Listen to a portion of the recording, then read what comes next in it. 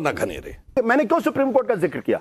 इसलिए क्योंकि आपने कहा कि कोर्ट के अंदर उन्होंने बयान दिया, तब मैंने सुप्रीम कोर्ट का जिक्र किया, अदरवाइज मैं जिक्र नहीं करता इस बात का। अब आगे बताइए। हमने कोर्ट करी, मजिस्ट्रेट जाके बयान। मजिस्ट्रेट भी तो कोर्ट ही होती है, मजिस्ट्रेट तो कोर्ट होती है। मजिस्ट्रेट ने एक्सेप्ट किया ना, आपने आप कोर्ट का जब आपको सूट करे तो आप कोर्ट के पास जाएं, जब आपको सूट ना करे तो आप कोर्ट के पास। अरे भाई, मैं आपने कोर्ट का जिक्र किया इसलिए मैंने सुप्रीम कोर्ट का जिक्र किया, और हिंदुस्तान के अंदर सबसे बड़ी कोर्ट सुप्रीम कोर्ट है। जब आपको सूट करे आप शंकराचार्य का नाम ले, जब आपको ना सूट करे तो आप कोई और नाम ले, ये भी तो चल रहा है। लाइट दिखी थी कि नहीं? आपको हिंदू धर्म हेलो दोस्तों, आज की वीडियो में हम आपके लिए एक धमाकेदार डिबेट लेकर आए हैं जो कि आपको बहुत मजा आएगा। तो दोस्तों हो जाइए तैयार, क्योंकि इस डिबेट में आपको मिलेंगे तीखे तकरार और दिलचस्प मुद्दे। तो बिना देरी किए चलिए शुरू करते हैं आज का ये जबरदस्त डिबेट। शंकराचार्य नहीं आ रहे, दो ने स्पष्ट तौर पर विरोध किया, कहा कि राजनीति हो रही, राजनीतिक लाभ के लिए किया जा रहा, और शास्त्र सम्मत मूर्ति का वहां पे स्थापन नहीं हो रहा।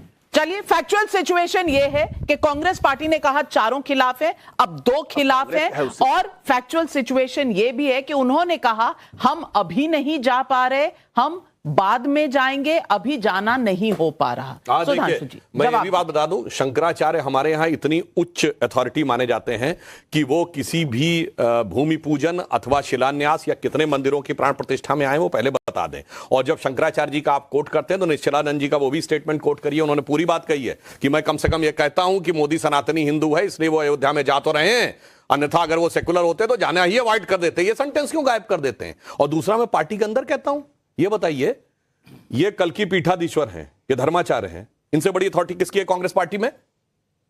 अरे भाई, अपनी पार्टी में जो धर्माचार्य है उसकी बात तो मानो, फिर दूसरों को ज्ञान दो।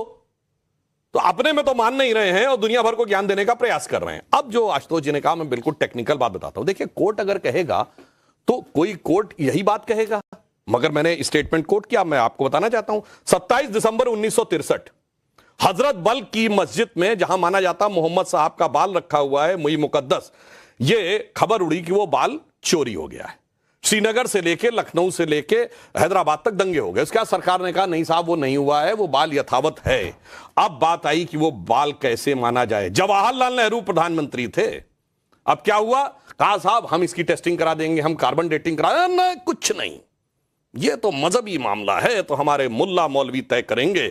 और चार्टर्ड प्लेनों से मौलवियों को वहां भेजा गया, और जब उन्होंने फतवा दिया कि हां ये वही है, अब अगर कोर्ट में जाते तो क्या कहता? अब मैं दूसरी बात बताता हूं। मदर टेरेसा को सेंटहुड मिला इस आधार के ऊपर कि दो लोगों की बीमारी बगैर अस्पताल में इलाज कराए हुए प्रार्थना के द्वारा सही हो गई। इस आधार पर उनको सेंटहुड मिला है, और यह लिखा हुआ है क्रिश्चियन मान्यताओं में कि मेरेकल उसको माना जाएगा। दो मेरेकल, और मेरेकल की डेफिनेशन में लिखा it should not have any scientific explanation. अब किसी का औकात हो तो बोल के दिखाए, उसको कोर्ट में ही ले जाके दिखाए, तो कोर्ट तो यही कहेगा कि नहीं हो सकता। कोर्ट यही कहेगा कि टेस्टिंग कराओ। अब तो स्थिति है कि हम टेस्टिंग कराने की बात कहते हैं, ये कहते हैं मत कराओ। उस समय ये खुदाई पे के अगेंस्ट थे, अब काशी विश्वनाथ में कहते हैं रडार मैपिंग भी मत कराओ। अरे मैं तो कहता हूं खुली जितनी टेक्नोलॉजी आगे बढ़ती चली जाएगी उतना उतना वो यथार्थ सामने आता चला जाएगा। इसलिए मैंने कहा ये जितना भी प्रकार का ज्ञान है, कम से कम हमारे भगवान कोर्ट में गए, बाकी किसी के मैटर को कोर्ट में लाने की भी स्थिति हो। और हम और तो और छोड़िए, अगर इस देश की संसद ने कभी एक बार ऐसा किया है कि उसने कहा धार्मिक मान्यता कोर्ट से ऊपर, कब? शाबानो केस। उन्होंने कहा अगर शरिया ये कहता है कि तलाकशुदा महिला को मुआवजा नहीं मिलना चाहिए, तो अगर सुप्रीम कोर्ट ने कहा है तो एक्ट आएगा, और सुप्रीम कोर्ट के डिसीजन को रौंद कर हम शरिया को उसके ऊपर कर देंगे। तो भाई, पर उपदेश कुशल बहु तेरे, जे आचरहि से नर न घनेरे। मैंने क्यों सुप्रीम कोर्ट का जिक्र किया? इसलिए क्योंकि आपने कहा कि कोर्ट के अंदर उन्होंने बयान दिया, तब मैंने सुप्रीम कोर्ट का जिक्र किया, अदरवाइज मैं जिक्र नहीं करता इस बात का। अब आगे बताइए। हमने कोर्ट करी, मजिस्ट्रेट जाके बयान। मजिस्ट्रेट भी तो कोर्ट ही होती है, मजिस्ट्रेट तो कोर्ट होती है। मजिस्ट्रेट ने एक्सेप्ट किया ना, आपने आप कोर्ट का जब आपको सूट करे तो आप कोर्ट के पास जाएं, जब आपको सूट ना करे तो आप कोर्ट के पास। अरे भाई, मैं आपने कोर्ट का जिक्र किया इसलिए मैंने सुप्रीम कोर्ट का जिक्र किया, और हिंदुस्तान के अंदर सबसे बड़ी कोर्ट सुप्रीम कोर्ट है। जब आपको सूट करे आप शंकराचार्य का नाम ले, जब आपको ना सूट करे तो आप कोई और नाम ले, ये भी तो चल रहा है। लाइट दिखी थी कि नहीं?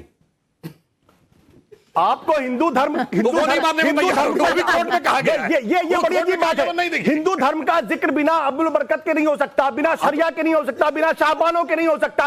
अरे भाई, आप शंकराचार्य की बात करिए, आप रामानुजाचार्य की बात करिए, आप वेद की बात करिए, उपनिषद की बात करिए, आप चारवाक की बात करिए। आपको बार बार मुसलमान इस्लाम लाने की जरूरत क्यों पड़ती है? यही सवाल है। और हर्षवर्धन, हमें लाने की जरूरत पड़ती है भाई। अभी मैं तो नहीं लेके आया शरिया का जिक्र, मैंने तो शाहबानों का जिक्र नहीं किया, इसलिए कि भारत का संविधान तुलसीदास के द्वारा कह रहा था, इकलौता सेकुलर देश है जहां पर शरिया के सारी चीजें संविधान में आ गया, वरना एक सेकुलर देश। इसलिए मैं बताता हूं, फिर शरिया अब सुनिए, मैं बता रहा हूं भाई। अमेरिका के अंदर डिबेट होती है, कोई क्रिश्चियन कहता है कि हिंदू धर्म, मैं बता रहा ऐसा है, हूं, सुनिए, ये देश, मैं बता रहा हूं इसलिए कि ये देश आजाद हुआ। सऊदी अरबिया में होता है तो कहता है हिंदू धर्म में ऐसा हो रहा।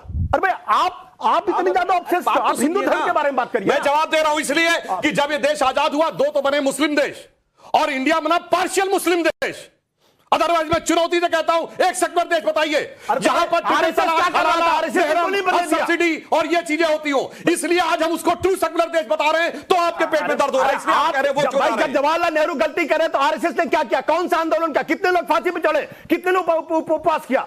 तब तो आप चुपचाप अपने घरों में बैठे थे, बिलों में बैठे हुए थे। तब आपने हिंदुस्तान को बचाने के लिए क्यों कुछ नहीं किया? और आज आप कहते हैं नेहरू ने ऐसा किया। आप, अरे भाई, नेहरू ने 30 साल लोगों ने, सुनिए, 2 सितंबर 1946 को प्रधानमंत्री पद की शपथ लेते हुए क्या कहा नेहरू ने? I put true faith and allegiance to his excellency king George the 6th। आप क्या बात करते हैं उसके बाद प्रतिरोध में? अरे बताइए, क्या किया मुझे ये बताइए। सुनिए भाई, आप ये कहते हैं इतिहास उन्होंने लिखा, अरे आपने इतिहास लिखा क्या? और कह रहे हैं आजादी लड़ाई, आपने आमरण अनशन किया क्या? आपने हिंदू धर्म को बचाने के लिए जान दी क्या? शांति शांति शांति शांति। आप आज फ्रीडम स्ट्रगल भी लड़ लेंगे, आप राम मंदिर का आंदोलन भी आज ही कर लेंगे, आप कोर्ट की बात भी आज ही कर लेंगे, और हिंदुओं की बात होते हुए मुसलमानों की बात क्यों होती है? एक सेंटेंस जरूर करना, फ्रीडम स्ट्रगल कही जाती है। 15 अगस्त 47 को देश आजाद हुआ। 1 साल तक गवर्नर जनरल अंग्रेज रहा, 2 साल तक आर्मी चीफ अंग्रेज रहा, 1954 तक एयरफोर्स चीफ गेराल्ड गिब्स रहा, 1957 तक नेवी चीफ रहा। कौन सी आजादी की आप बात करते हैं? किस आपने क्या किया आजादी के लिए? बताइए पहले मुझे। हमने आपने नेहरू के जिम्मेदार, अरे आपके कितने लोग शहीद हुए जरा बताइए, आपके कितने लोग जेल गए बताइए। अब मैं कहता हूं, क्या कभी आपके आरएसएस प्रमुख जेल गए? सिवाय 1930 में, वो भी आरएसएस के प्रमुख का, मैं आरएसएस का पद छोड़कर मैं नीचे मैं हट जा रहा हूं भैया। बाकायदा कहा गया कि आप आजादी की लड़ाई में हिस्सा नहीं लेंगे। अरे भैया, आपका आजादी की लड़ाई बोलने का क्या हक है? आपका तो बोलने का कोई हक नहीं। आप भगवान में आस्था नहीं रखते, आप एथीस्ट हैं, आपको बोलने का हक है, लेकिन सुधांशु त्रिवेदी जी एक सांसद है, उन्हें बोलने का हक नहीं, उनको बोलने का हक नहीं है। आप कह रहे हैं इस देश में लोकतंत्र मर चुका है, एक अथॉरिटेरियन रेजिम है, उसी पार्टी के प्रवक्ता को बोलने का हक नहीं है, सिर्फ आशुतोष जी को हक है। ये आज दुनिया के सामने जाहिर हो गया। नहीं, सुधांशु जी आप बार बार बोल रहे हैं, आपने भी कहा आप बार बार बोल रहे हैं, हमारे हिंदू परंपरा की बात करता हूं मैं आपको। चारवाक जिन्होंने वेदों के बारे में क्या कहा है, अभी मैं बोलूं तो जेल चला जाऊंगा मैं, उनको ऋषि माना गया। आप मुझे अथीस्ट कहते हुए आप हिंदू धर्म से बाहर नहीं निकाल सकती मुझे। यह हिंदू धर्म की महानता है कि चारवाक को भी ऋषियों का दर्जा दिया गया, जिन्होंने कहा कि जीवन के अलावा कोई जीवन ही नहीं। सुनिए, डॉक्टर हेडगेवार 1920 में सत्याग्रह में जेल गए और महाराष्ट्र सरकार द्वारा 2009 में जब इनकी सरकार थी, उसमें जो स्वतंत्रता संग्राम सेनानियों का पूरा विवरण है, उसमें डॉक्टर हेडगेवार का वर्णन है। पर एक बात इनसे पूछना चाहता हूं, हमारे तो सावरकर जी काला पानी गए, मैं चुनौती से कहता हूं कांग्रेस का अध्यक्ष स्तर का एक नेता बताइए जो अंग्रेजों की गोली से मारा गया हो, एक नेता बताइए जो फांसी हुई हो, एक नेता बताइए जिसको काला पानी हुई हो, लाला लाजपत राय के अलावा एक नेता बताइए जिसको लाठियां पड़ी हो।